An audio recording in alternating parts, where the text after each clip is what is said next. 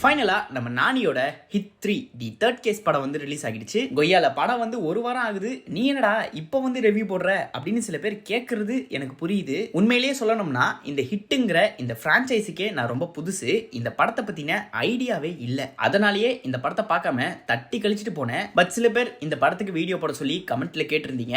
So அதுக்காக தான் இந்த ரிவ்யூ. என்னை பொறுத்த வரைக்கும் இந்த படம் எப்படி இருக்குதுன்னு கேட்டீங்கன்னா பரவாயில்லைங்க, பரவாயில்ல. ஜஸ்ட் ஒரு ஆவரேஜான படம் தான். இந்த படத்துக்காக பார்ட் 1 and 2 எல்லாம் பார்த்துட்டு போயிருந்தேன். பட் பார்த்து மட்டும் என்ன பிரயோஜனம்? ஒரு யூஸுமே இல்லைங்க.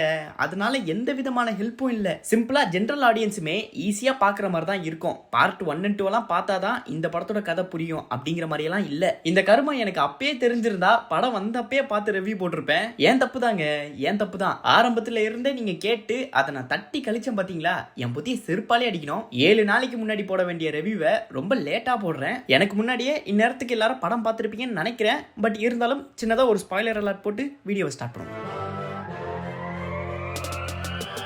அனைவருக்கும் வணக்கம் and welcome back to a brand new day of what about. இன்று வீடியோ பிடிச்சிருந்தா லைக் பண்ணுங்க. ஃபர்ஸ்ட் ஆஃப் ஆல் இந்த படத்தோட ஸ்டோரி பார்ட் 1 and 2 அளவுக்குலாம் இல்ல, சிம்பிள். ஒரே டெம்ப்ளேட்ல வெவ்வேறு இடங்கள்ல பல கொடூரமான கொலைகள் நடக்குது. அந்த கொலைகளை பண்றவங்க வந்து சிடிகேன்னு அழைக்கப்படுற டார்க் வெப்ல ரன் ஆகிற ஒரு கல்ட் சொசைட்டி. அந்த சொசைட்டில இருக்கிறவங்க எல்லாம் பாத்தீங்கன்னா ஒரு சைக்கோபேத், ஒரு சைக்கோ கில்லர்ஸா இருப்பாங்க. பொதுவா அந்த சொசைட்டில ஒரு மெம்பர் ஆகணும்னா மினிமம் 2 கொலையாச்சும் பண்ணி இருக்கணும். அதுவும் அவங்க சொல்ற ஸ்டைல்ல கொலை பண்ணி அதை வீடியோ எடுத்து அந்த வெப்சைட்ல அப்லோட் பண்ணணும். அப்பதான் ஒரு மெம்பர் ஆகலாம். இந்த விஷயம் இந்த கேஸை இன்வெஸ்டிகேட் பண்ற போலீஸ் ஆபீசர் அர்ஜுன் சர்க்கார் நம்ம நானிக்கு தெரிய வர இவங்களை பிடிக்கணும்னா இவனுங்க ரூட்லயே போனாதான் உண்டு அப்படின்னு சொல்லி 2 அக்யூஸ்ட காட்டுக்குள்ள வச்சு அதே ஸ்டைல்ல கொலை பண்ணி அதை வீடியோவா எடுத்து அந்த சிடிகே வெப்சைட்ல அப்லோட் பண்றாரு. அது மூலமா அந்த சொசைட்டில ஒரு மெம்பர் ஆகுறாரு. பொதுவா இந்த சிடிகே மெம்பர்ஸ் எல்லாம் வருஷத்துக்கு ஒரு தடவை மீட் அப் மாதிரி ஒண்ணு கூடுவாங்க. சோ அந்த சான்ஸ் இந்த முறை நம்ம நானிக்கும் கிடைக்குது. அப்புறம் என்ன, அவ்வளவுதான். நம்ம நானி அவனுங்க இடத்துக்குள்ளே போய் ரத்த வெள்ளமா போற அளவுக்கு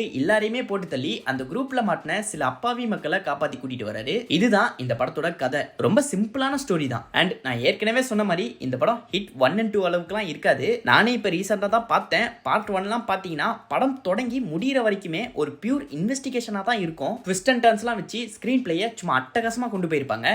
பக்கா கிரைம் த்ரில்லர் மூவி. அதுக்கப்புறம் பார்ட் 2 அந்த அளவுக்கு ஒர்க் ஆகலனாலுமே பரவாயில்ல. பார்ட் 1ஓட கம்பேர் பண்ணும்போது ஏதோ ஓரளவுக்கு இருந்தது. பட் இந்த பார்ட் 3 பாத்தீங்கன்னா it's completely out of the box. ஹிட்டுங்கிற அந்த பிரான்ச்சைஸை விட்டு படம் மொத்தமா வெளியே வந்த மாதிரி தான் இருக்கும். ஹிட்டுக்கு பதிலா வேற எதுவும் டைட்டில் வச்சிருந்தா அந்த பிரான்ச்சைஸுக்கும் இதுக்கும் எந்த ஒரு சம்பந்தமே இல்லாத மாதிரி தான் இருந்திருக்கும். ஒரு கம்ப்ளீட் ஸ்டாண்ட் அலோன் படமா தான் கொடுத்திருக்காங்க. முதல் 2 படங்களையுமே வந்து ஒரு கிரைம் த்ரில்லர், ஆக்ஷன்லாம் அங்கங்க மேலோட்டமா பெப்பர் மாதிரி தூவி விட்டுருப்பாங்க. பட் இந்த ஹிட் 3 முழுக்க முழுக்க ஒரு கம்ப்ளீட் ஆக்ஷன் த்ரில்லர் படமா தான் இருக்கும். ஃபர்ஸ்ட் ஹாஃப் வந்து ஃபுல் இன்வெஸ்டிகேஷனா தான் கொண்டு போயிருப்பாங்க. அதை கண்டினியூ பண்ணி செகண்ட் ஹாஃப் வந்து அனிமல், மார்க்கோ, கில் இந்த படங்கள் மாதிரி ப்ரூட்டலான பியூர் ஆக்ஷன் பேக்டா இருந்திருக்கும். அதுக்கேற்ற மாதிரி தான் ஸ்கிரீன் பிளேயுமே ஒரு நான் லீனியரா செம்ம என்கேஜிங்கா விறுவிறுப்பா கொண்டு போயிருப்பாங்க. ஃபர்ஸ்ட் ஹாஃப்ல வர இன்வெஸ்டிகேஷன் போர்ஷன்லாம் அந்த அளவுக்கு சுவாரஸ்யமா இருந்திருக்காது. ஈவன் அடுத்தடுத்து என்ன நடக்க போகுதுங்கிறத ஈஸியா கெஸ் பண்ண முடியும். மொத்தமா இவங்க சொல்ல வந்த கதையை ஃபர்ஸ்ட் ஹாஃப்லயே சொல்லி முடிச்சிருப்பாங்க. செகண்ட் ஹாஃப்ல மிச்சத்துக்கு என்னத்தை கொண்டு போறதுன்னு தெரியாம கம்ப்ளீட்டா ஆக்ஷன்ல கொண்டு போன மாதிரி தான் ஃபீல் ஆச்சு. ஆரம்பத்துல படத்தோட ஸ்டார்டிங்ல எவனோ ஒருத்தன் யூடியூப்ல இந்த ஹிந்து மித்தாலஜியை பத்தி பேசியிருப்பான். அதை போற போக்குல அங்கங்க நம்ம நானியோட கனெக்ட் பண்ணிருப்பாங்க. அதெல்லாம் கொஞ்சம் ஓவரா இருந்திருக்கும். நிறைய விஷயங்களை வந்து இவங்க டீடைலா சொல்லியிருக்க மாட்டாங்க. ஓப்பன் எண்டிங்கா தான் இருந்திருக்கும். இவ்வளவு கொலைகளையுமே பண்றது சைக்கோ கில்லர்ஸ். அப்படி இருக்கும்போது எதுக்காக அந்த சிடிகே சொசைட்டில ஜாயின் பண்ண பாக்குறாங்க, அதுக்கான மோட்டிவ் என்ன அப்படிங்கறதெல்லாம் சொல்லியிருக்க மாட்டாங்க. போதாததுக்கு படம் முடிஞ்ச அப்புறம் போஸ்ட் கிளைமேக்ஸ்ல மெடிக்கல் மாஃபியாங்கிற மாதிரி எல்லாம் கொண்டு போயிருப்பாங்க. ஹிட் 4க்கு லீட் கொடுத்து அதெல்லாம் அந்த அளவுக்கு இல்ல. முழு படத்துலயுமே அந்த ஸ்பெசிபிக் போர்ஷன் வந்து படத்துக்கும் இதுக்கும் சம்பந்தமே இல்லாத மாதிரி தனி துண்டா தெரியும். அதாவது படம் வந்த அப்புறம் யூடியூப்ல டெலிட்டட் சீன் சொல்லி விடுவாங்களே, அத மாதிரி தான் இருக்கும் பார்க்க. ஓவராலா இந்த ஸ்கிரீன் பிளே எப்படி இருந்துச்சுன்னா பரவாயில்ல, ஓகே. ஃபர்ஸ்ட் ஹாஃப்ல இருந்த குறைகள் செகண்ட் ஹாஃப்ல இருக்காது. அதே மாதிரி செகண்ட் ஹாஃப்ல இருக்கிற குறைகள் ஃபர்ஸ்ட் ஹாஃப்ல இருக்காது. மிக்சடா தான் கொண்டு போயிருப்பாங்க. அதை தொடர்ந்து சினிமாட்டோகிராஃபிலாம் சூப்பராகவே பிரசன்ட் பண்ணியிருப்பாங்க.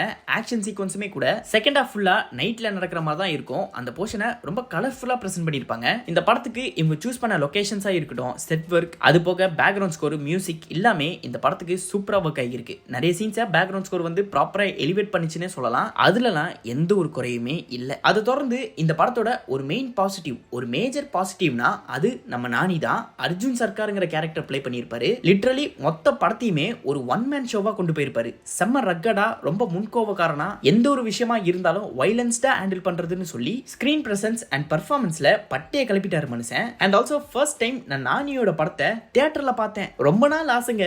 ஈவன் ப்ரீவியஸா வந்த சூர்யா சாட்டர்டே அதுவே நான் தியேட்டர்ல பார்க்கணும்னு தான் நினைச்சேன். அதுக்கான சான்சஸ் கிடைக்கல. ஆனா இப்ப அது நிறைவேறிடுச்சு. எப்படி நம்ம சிவகார்த்திகேயனுக்கு அமரன் படம் ஒன் ஆஃப் த பெஸ்டா இருந்துச்சோ, அதே மாதிரி நம்ம நானியோட டாப் 5 படங்கள்ல கண்டிப்பா இந்த படம் இடம்பெறும். நம்ம நானியோட பெர்ஃபார்மன்ஸுக்காக.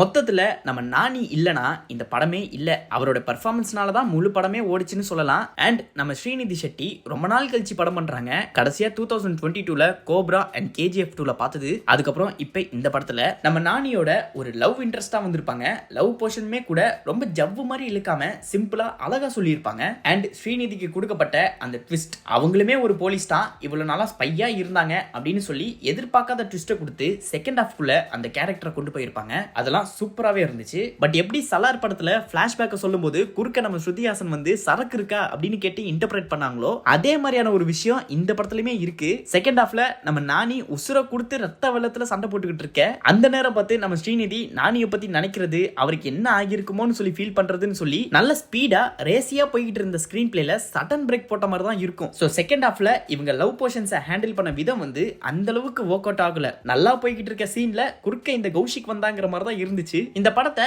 கம்ப்ளீட்டா ஒரு பேன் இந்தியன் படமா தான் புஷ் பண்ணிருப்பாங்க. நிறைய மல்டி லாங்குவேஜ் ஸ்டார்ஸ் எல்லாம் நடிச்சிருப்பாங்க. எல்லாருமே கொடுத்த ரோல சூப்பராகவே பிளே பண்ணிருப்பாங்க.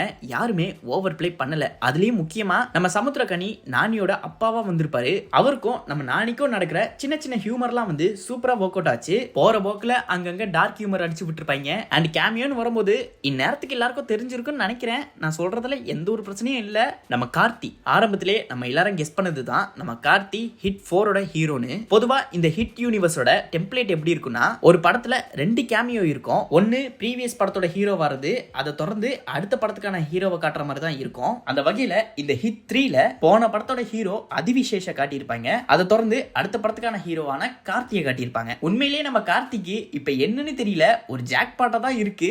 எத்தனை யூனிவர்ஸ்ல இருக்காரு, ஏகப்பட்ட சீக்குவலுங்க அந்த மனுஷனுக்கு. இப்ப வரப்போற சர்தார் 2, LCUங்கிற பயங்கரமான யூனிவர்ஸ்ல கைதி 2, கங்குவா, பொன்னியின் செல்வன், ஈவன் 1001 பார்ட் 2 அதுலயும் அவர் இருக்கிறதா ஒரு ரூமர் போகுது. அது போக இப்ப இந்த ஹிட் யூனிவர்ஸ் அண்ட் பார்ட் 4ஓட ஸ்டோரியுமே மெடிக்கல் மாஃபியா சம்பந்தப்பட்டதா இருக்க போகுதுங்கிற மாதிரி இந்த படத்துல டீஸ் பண்ணியிருப்பாங்க. அதுல நம்ம கார்த்தி வந்து ஒரு தமிழ்நாடு போலீஸா வர மாதிரி தான் இருக்கும். அதுல நம்ம நானியுமே இருப்பாரு. போதாததுக்கு CSK vs ஹைதராபாத் IPL ரெஃபரன்ஸ்லாம் வச்சிருப்பாங்க. அதெல்லாம் சூப்பராகவே இருந்துச்சு. இந்த ஹிட் 3 வந்து பேன் இந்தியனுங்கிறதெல்லாம் தாண்டி இது கம்ப்ளீட்டா ஒரு தெலுங்கு படம். ஈவன் அந்த அர்ஜுன் சர்க்காருங்கிற கேரக்டருமே ஒரு தெலுங்கு போலீஸ் ஆஃபீஸரா தான் காட்டியிருப்பாங்க. பட் இனி வரப்போற இந்த ஹிட் 4 வந்து ஒரு புது கேஸ் அண்ட் தமிழ் போலீஸ் ஆஃபீஸர். படமும் தமிழ் படமா ஒரு பேன் இந்தியன் ஃபார்மேட்ல இருக்குங்கிற மாதிரி தான் டீஸ் பண்ணியிருக்காங்க. ஸோ வெயிட் பண்ணி பார்ப்போம். அதை ஃபாலோ பண்ணி இந்த படத்தோட நெகட்டிவ் சைட் பக்கம் வரும்போது ஃபர்ஸ்டா இருக்கிறது இந்த படத்தோட வில்லன். ரொம்ப டம்மியான வில்லனா தான் காட்டியிருப்பாங்க. வில்லனுக்கு ஒரு ப்ராப்பரான ரைட்டிங் இருந்திருக்காது. இந்த படத்துல இருக்கிற எந்த கேரக்டர்ஸுக்குமே அது இல்ல. நம்ம நானியை தவிர வேற எந்த கேரக்டர்ஸ்க்கும் அந்த அளவுக்கு இம்பார்ட்டன்ஸ் கொடுக்கல. படம் ஃபுல்லா நானியோட கேரக்டர் தான் ஹைலைட்டடா காட்டப்பட்டிருக்கும். அது போக வில்லன் வந்து யாருக்கிட்டே போன் பேசுற மாதிரி இருக்கும். இனி எனக்கு கால் பண்ணாத அப்படிங்கிற மாதிரி சொல்லியிருப்பாரு. பட் அது யாருங்கிறத ரிவீல் பண்ணியிருக்க மாட்டாங்க. அந்த சீன்லாம் பார்க்கும்போது இவனை விட பெரிய வில்லன் இருக்கான் அப்படிங்கிற மாதிரியான ஒரு இம்பாக்ட் கிரியேட் பண்ணுவாங்க.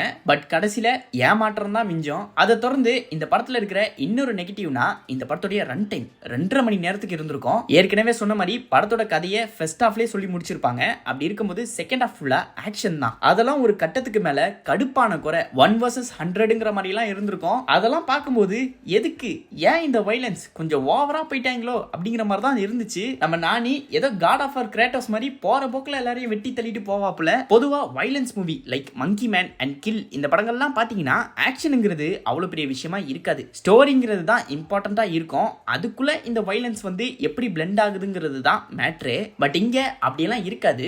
வைலன்ஸை ஃபோர்ஸ்ஃபுல்லி திணிச்ச மாதிரி தான் இருக்கும். ஓவர் வைலன்ஸ் ஒரு கட்டத்துக்கு மேல சலிப்பு தட்டுற மாதிரி தான் இருந்துச்சு. ஃபர்ஸ்ட் ஹாஃப்ல அங்கங்க கொடுக்கப்பட்ட ஆக்ஷன்ஸ்லாம் உண்மையிலேயே நல்லா இருந்துச்சு பார்க்க. பட் செகண்ட் ஹாஃப்ல ஒரு மாதிரி போகும். லிட்டரலி இது எப்படி இருக்குதுன்னா, ஹிந்தில அனிமல், மலையாளத்துல மார்க்கோ, அந்த மாதிரி தெலுங்குல நாங்க மட்டும் என்ன குறைச்சலா, தக்காளி எங்களாலே முடியும்டா அப்படின்னு சொல்லி கொடுத்த ஹிட் ஹிட் தான் இந்த ஹிட் 3. மொத்தத்துல இந்த படம் வந்து நம்ம நானியோட பெர்ஃபார்மன்ஸ் அண்ட் ஹிட்டுங்கிற அந்த பிரான்ச்சைஸோட ஹைப்னால ஓடுனது தான், மற்றபடி வேற ஒண்ணுமே இல்ல.